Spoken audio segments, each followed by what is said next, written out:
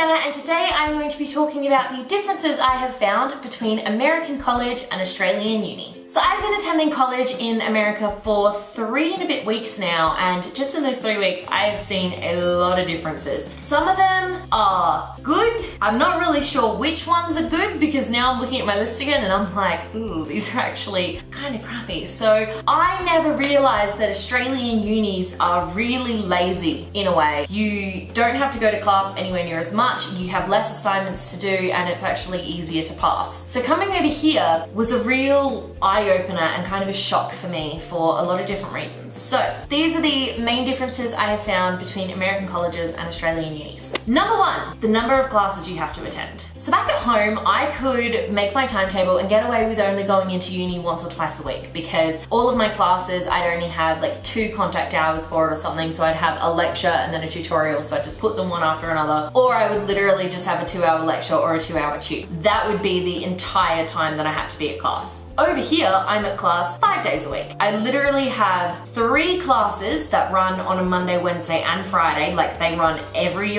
one of those days. I have 1 class that runs on a Tuesday, Thursday, and I have an online class as well, which is insane to me. So on a Monday, my schedule is I have a medieval class from 9 till 9:50. I then have my American literature class from 10 till 10:50. I then have a break, and then I have my creative writing from 2 till 2:50, and that is on Monday, Wednesday, and Friday. So every single one of those days, I have those classes. On a Tuesday, I have my mythology class from 9:30 until 10:45. So that's a longer class. That's an hour and 15 minutes, and that's just a lecture, and I have that twice a week. And then I also have my Victorian Studies class for my online class. Therefore, I'm on campus and I'm at uni more often than I would be at home. So that's one example of how American unis are a bit more intense than Australian unis. Number 2, you have more assignments, but they're worth less. This is one thing that I haven't quite yet figured out whether it's a good thing or a bad thing, but normally back home in all of my topics, I would only have maybe 4, maximum 5 assessments per semester. So I would have these really big assignments. I'd have essays that were worth 40% of my grade or 50% of my grade, and they would be massive 2,500 to 3,000 word essays, lots of secondary sources, that kind of thing. Over here, it's not like that. Over here, I have more assignments, so I have an assignment due almost every week for almost every class, but they are not worth anywhere near as much. So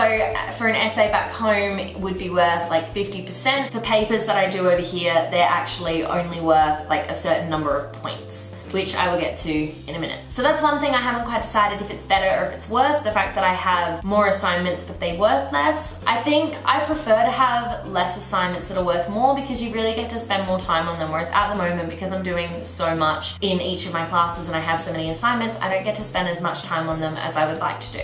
Difference number 3, you need a 70% to pass. So in Australia, the majority of your courses, you only need to get 50 to 55% in order to pass the course, which is actually really easy to do. You literally just have to pass. Over here in America, however, you have to get 70% in order to pass a class. That's 20% more than what I have to get at home. Luckily at home, I normally range between like the 70 to 90% sort of range, but also that's a lot of pressure because I have to pass all of my classes in order to get credits back home. So that's a lot of pressure put on me to have to pass with more effort than what I would normally do. So that's yikes. Difference number 4, more work. I have found my American classes to be a lot more work than my Australian classes. After every class, I have homework, and that's usually some form of reading or some form of response or comment or discussion post, and it's honestly just piling up. On a Monday, I get homework from my medieval class, my American lit class, and my creative writing class. That's all due on Wednesday at the beginning of the class. So I have less time to work on things and I have more stuff to do, which is insane, let me tell you.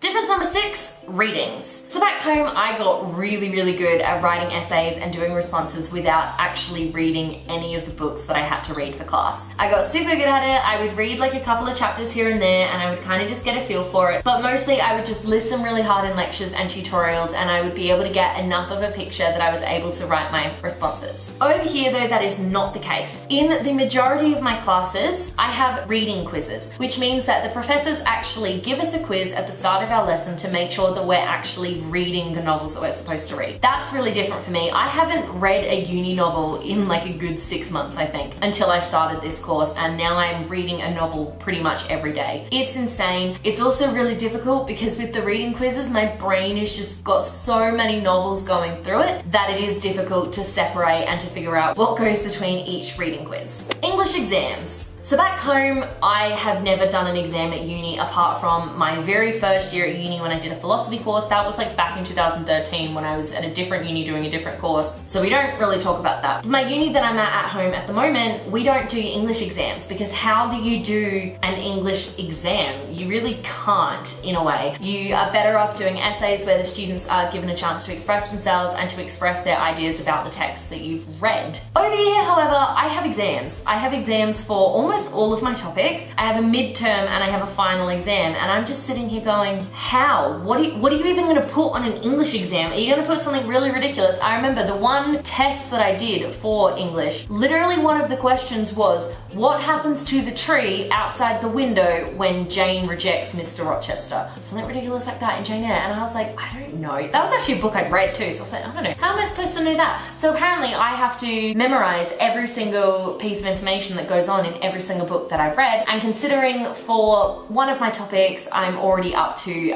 book number 3 and it's week 3, another one of my topics I'm up to book number 2, it's just like, don't really know how to feel about exams. I don't know how to study for them. It's been years since I've done one. It's literally been 6 years since I've had an exam. I don't know what to do. Absences. So back home, you are only supposed to be absent from 2 classes and then you get told that you will fail. However, you can easily get around that by sending emails like, oh, I have a family emergency, and then it's all fine. Not that I've ever done that or anything. Here though, if you are absent for more than 5 or 6 of your classes, depending on the class that you are actually in, and you either don't have a reason or you do have a reason, apparently it doesn't matter. If you're absent more than those times, the professor will drop you from the class without warning. They will just drop you, and you'll show up and they'll go, what are you doing here? You're not in this class anymore. That is after you've paid for it, and I'm just like, what? That is insane. Even if the absences are like you have a reason for them, you still get dropped. So that's a little bit interesting to me because there are definitely extenuating circumstances where sometimes people just can't come to uni, and then you're going to punish them for it by dropping them from a course. That just sounds insane to me. Extra credit. There's no such thing as extra credit in Australia. There really isn't. Like, you go to class, you do your assignments, and that's it. That's your option. Here though, I can do things to get extra credit. Like, if I do more in the quizzes, I get extra credit. I think in one of my classes, I can literally go watch a lecture put on by the English department, and I can do a write-up about it, and I can get extra credit. So you want me to do extra work to get points for something that I could just spend time doing my assignment? That makes zero sense to me. Like, why don't people just do their assignments and really spend the time on them and get the points that they need instead of wasting time doing something else to get extra credit? Like, it makes no sense. It literally makes no sense. Handing in assignments. Back home, Australia is getting really good at this whole saving paper and recycling thing. So we hand up all of our assignments, and then our lecturers and our tutors, they grade them online. Over here though, we have to print everything and hand it in class in paper format. Why? What a waste of paper. Oh wow, because think about it. In each of these classes, you have, what, 30 or so kids who are all handing in 35-page assignments. Think about how much paper that's wasting. Like, just hand stuff in online. That is something that I'm really not coping with. Points instead of percentages. So back home, each of your assignments is worth a certain percentage of your grade, and then when you get your grade back, you get the percentage. Over here, everything is worth points. So like, I'm doing stuff in my Victorian Studies class at the moment, and each week I have to hand in a homework and I have to hand in discussion posts, and they're worth 10 points each. I'm like, what? Very confusing. The grades themselves. Back home we have 4 passing grades. We have a high distinction, a credit, and a pass, and then depending on which uni you are at, you might have pass 1, pass 2, and then you've got fail. Over here it's like A, B, C, D, F, and only A, B, and C are the passing grades. That's taking a little bit of getting used to, and the fact that you have to get 70% is taking a lot of getting used to. But I mean, you know, it's fine. It's only week 3. I'm sure I've got this. Word counts. Back home, pretty much all of your assignments are by word count. So I'll get given an essay and they're like, we want 2,500 words on this essay, and then you have a plus or minus 10% leeway. And I'm like, cool, I got this. I can write 2,500 words easy. It's not easy, it's actually very difficult. Over here though, everything is like 2 to 3 pages long. So I have an assignment due in a couple of weeks for my mythology class, and the requirement is it needs to be 2.5 to 3 pages long, maximum 4. It doesn't make a lot of sense to me. It actually makes me kind of nervous to have to do like pages and not words, because at least when I have words, like I have a word count that I can look at and that I can go for. But when I've got pages, I'm like, that's weird. Especially because if it's like 2.5 to 3 pages, I could literally just write 2.5 pages and then just leave it at that. And I don't know, it just seems weird to me. Like, just use word counts. Those are some of the biggest differences that I have found so far. I might find more as the semester goes on, who knows, but I don't know what I prefer. I think I prefer Australian unis because to me, a lot of the stuff seems a lot more straightforward, but to be fair, that could just be because that's where I've grown up and that's what I've been dealing with for the past, I've